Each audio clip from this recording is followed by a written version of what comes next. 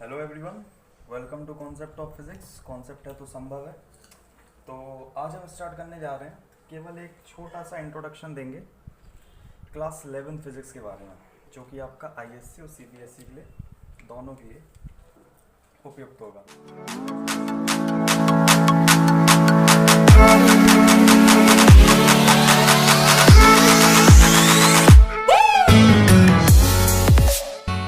अगर हम class 11 physics की बात करें तो इसमें सबसे पहली यूनिट आती है यूनिट्स एंड मेजरमेंट्स। मैं लिख देता हूँ यहाँ पे यूनिट्स एंड मेजरमेंट।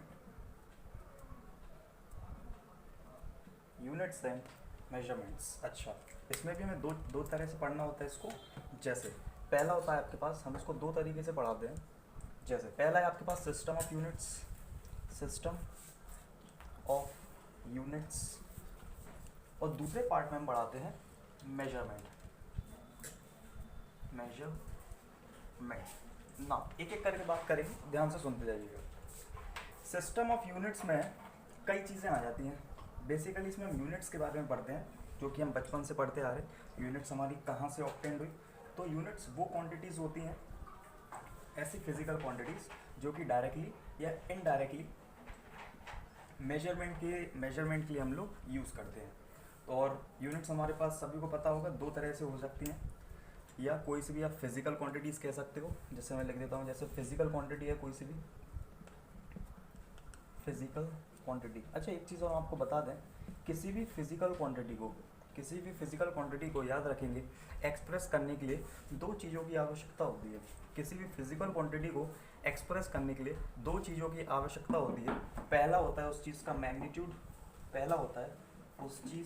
मैग्नीट्यूड, और दूसरी होती है उसकी यूनिट। अगर ये दो चीज़ें हमारे पास हैं तो हम किसी भी फिजिकल क्वांटिटी को आसानी से एक्सप्रेस कर सकते हैं। अच्छा, फिजिकल क्वांटिटी में दो चीज़ें आ जाती हैं। जैसे ध्यान रखेंगे, एक होती है हमारे पास फंडामेंटल यूनिट, एक होती है हमारे पास फंडामेंटल क्वांटिटी या फंडामेंटल यूनिट्स कह सकते हो। दूसरे हमारे पास होती है डिराइव्ड क्वांटिटीज।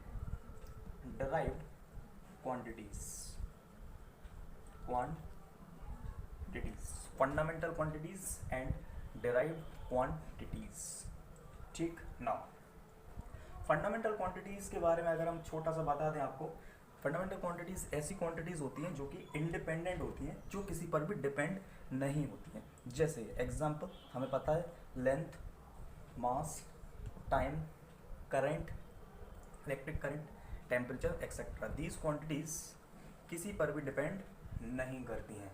और ड्राइव क्वांटिटी याद रखेंगे, ऐसी क्वांटिटीज जो कि डायरेक्टली डिपेंड करती हैं फंडामेंटल क्वांटिटीज पे, तो ऐसी क्वांटिटीज हो जाएंगी हमारी ड्राइव क्वांटिटीज। इनके एग्जांपल के तौर पर समझ लीजिएगा, जैसे आपके पास हो गया वेलोसिटी,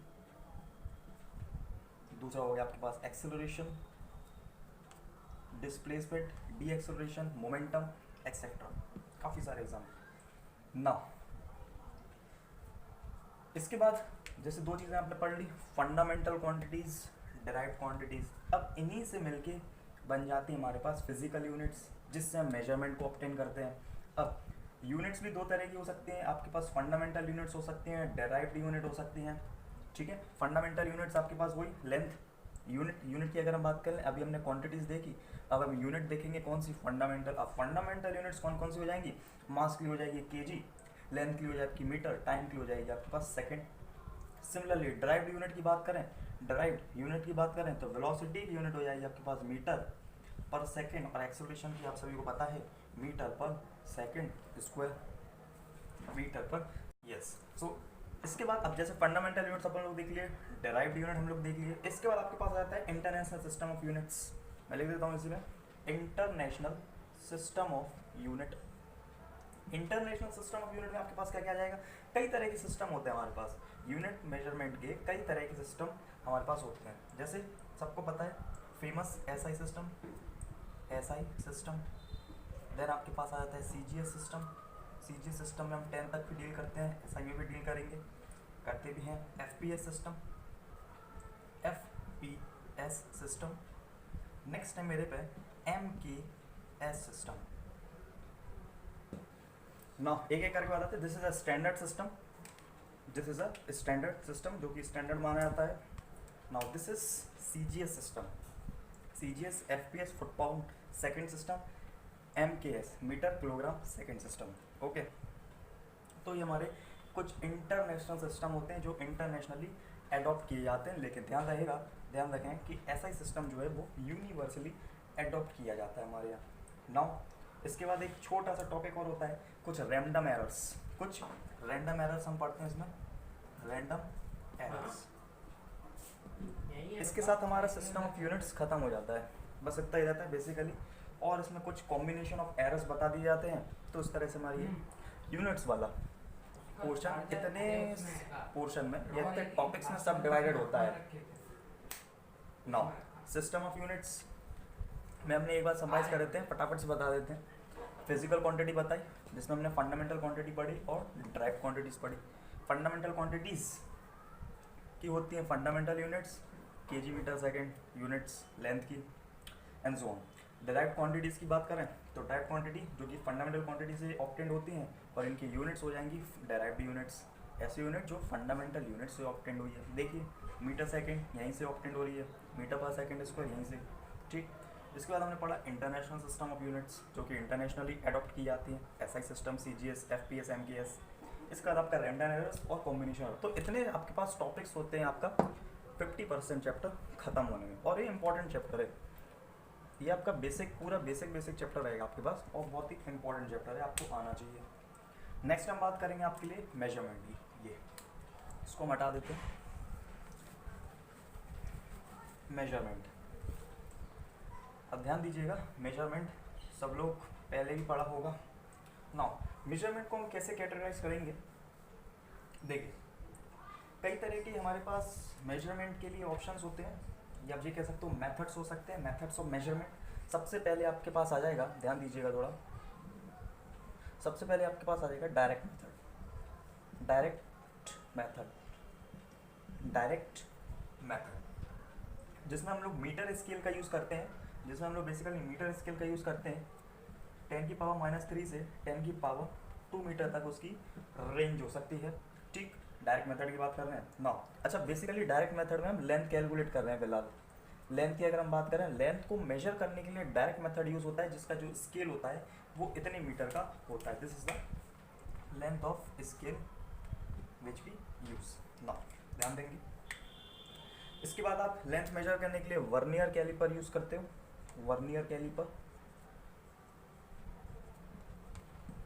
कौन सी डिस्टेंस के लिए वर्नियर कैलिपर, क्वेश्चन आता है आपके पास, कौन सी डिस्टेंस के लिए आप वर्नियर कैलिपर यूज़ करते हो, तो ध्यान रखेंगे 10⁻, अप टू 10⁻⁻4 मीटर। नाउ नेक्स्ट इसमें आ जाएगा आपका, आप इसमें स्क्रू गेज यूज़ करते हो, स्क्रू गेज। आपके पास ये क्वेश्चन आता है कि भाई स्क्रू गेज आप कौन सी लेंथ तक यूज़ कर सकते हो, तो 10⁻⁻5 मीटर तक यूज़ कर सकते हो, कौन सा स्क्रू गेज। नाउ नेक्स्ट आ जाता है आपके पास स्पैरोमीटर। स्पैरोमीटर भी आपकी सेम रेंज होती है, अप टू 10⁻⁻5। और कम और छोटी सी लेंथ मेजर करने के लिए हम लोग स्क्रू गेज और स्पैरोमीटर यूज़ करते हैं। अच्छा, ये तो है आपके पास लेंथ को मेजर करने के लिए डायरेक्ट मेथड। कौन कौन से method, vernier calliper, screw gauge and spherometer. एक आपके पास होता है इनडायरेक्ट मेथड, मैं इसको हटा देता हूँ, स्पेस की थोड़ी सी प्रॉब्लम है। नेक्स्ट आपके पास होता है इनडायरेक्ट मेथड। इनडायरेक्ट मेथड आपकी कई तरह के हो सकते हैं, जैसे पहला देखिएगा इसमें पैरेलैक्स मेथड। पैरेलैक्स मेथड इसमें कई चीज़ें होती है, डिटेल में जब हम बात करेंगे तब बता देंगे। अभी फिलहाल ध्यान रखेंगे पैरेलैक्स के लिए थीटा बराबर होता है b/d। अब ये सारी चीज़ें टर्मिनोलॉजी क्या क्या होती है वो आने वाले समय बताएंगे, अभी आप केवल इतना याद रख सकते हो। डिस्टेंस ऑफ मून और प्लैनेट इनडायरेक्ट मेथड से कैलकुलेट की जाती है। मॉलिक्यूल का साइज भी इनडायरेक्ट मेथड से हम लोग कैलकुलेट करते हैं। Next, distance of planet from the sun भी हम इनडायरेक्ट मेथड से यूज़ करते हैं, ठीक। नाउ डिस्टेंस की बात कर रहे हैं सन से लेके किसी प्लैनेट की अर्थ से, तो ऐसे निकालते हैं भैया, c/t/2 कर दो, आपके पास आ जाएगा। मॉलिक्यूल का साइज निकाल के लिए Nb/408 सेंटीमीटर, ठीक। नाउ इसके बाद आपके मोस्ट इंपॉर्टेंट चीज़ आती है, ये तो हो गया हमारी लेंथ को मेजर करने के लिए दो तरह के मेथड, एक आपके पास डायरेक्ट मेथड और एक indirect method. Next most important aspect of this whole chapter that is dimensions.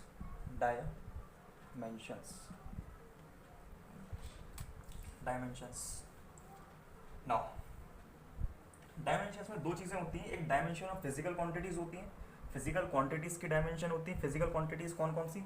Length, mass, time, current, temperature, ये हमारी कौन कौन सी फिजिकल क्वांटिटीज़ और इनकी डायमेंशन होती है। इन सब की रिस्पेक्टिव अपनी डायमेंशन होती है। डिटेल में आगे जाके हम पढ़ेंगे डायमेंशंस क्या होती हैं, कैसे कैलकुलेट करते हैं, किसी भी फिजिकल क्वांटिटी को डायमेंशन कैसे निकाली जा सकती है, बाद में देखेंगे। एक होता है डायमेंशन फॉर्मूला, ठीक। अच्छा, इसी में हम एरर भी पढ़ते हैं।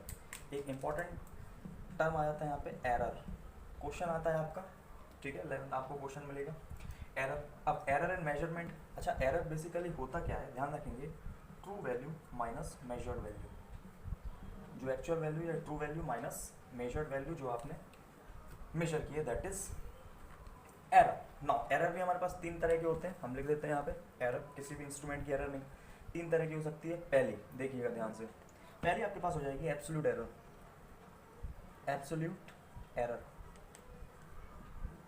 एब्सोल्यूट एरर को हम इंडिकेट करते हैं डेल ए मीन से, जो कि होती है sigma i equal to 1 up to n modulus of a to the power n upon n।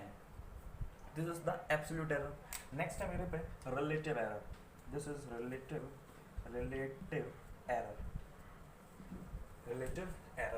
Error हम इंडिकेट करते हैं डेल ए से। होता है formula del a mean upon a mean. आगे आगे डिटेल में सब कुछ देखेंगे, कोई वरी नहीं करनी किसी बात की। नेक्स्ट आपके पास परसेंटेज एरर की बात करें तो परसेंटेज एरर जो होता है वो होता है del a mean upon a mean. अब परसेंटेज की बात करें तो इसमें आप कर देना इनटू 100, तो हो जाएंगे आपके पास what types of error. Next है आपके पास सिस्टमैटिक एरर।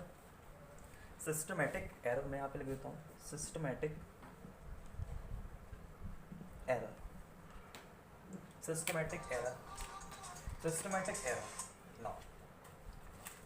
एरर भी हमारे पास कई टाइप्स हैं, कई वजह से हो सकते हैं या कई टाइप्स भी आप इसको कह सकते हो। जैसे आपके पास इंस्ट्रूमेंटल एरर हो जाएगा, आपके पास पर्सनल एरर हो जाएगा, इम्परफेक्शन टेक्निक प्रोसीजर, या कुछ बाहरी कारण या एक्सटर्नल कॉस्ट की वजह से एरर्स हो सकते हैं, रैंडम से एरर। तो इस तरह से हमारी पहली यूनिट हमारी खत्म हो जाती है। हमने क्या क्या चीज़ें देख ली, एक बार हम फटाफट से समराइज कर लेते हैं। हमने सबसे पहले देखा सिस्टम ऑफ यूनिट हमने बात करी फिजिकल क्वांटिटीज़ की। फिजिकल क्वांटिटीज़ भी दो तरीके से एक्सप्रेस की थी हमने, फंडामेंटल क्वांटिटीज़ और आपकी हो जाएंगी डायरेक्ट क्वांटिटीज़। डायरेक्ट क्वांटिटीज़ में भी इसके बाद हमने आपकी बात करी फिजिकल यूनिट्स की।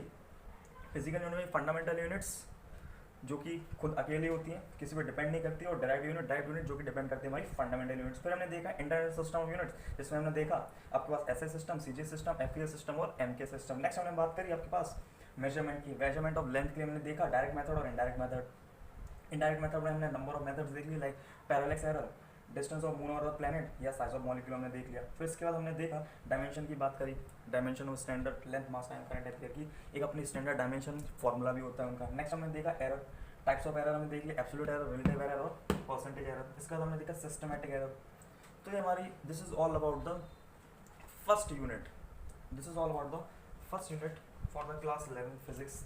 नेक्स्ट यूनिट की अगर हम बात करें तो वो होती है हमारी मोशन इन ए प्लेन, जो कि हम अपने अगले वीडियो में आपको बताने की कोशिश करेंगे। तब तक के लिए जय हिंद।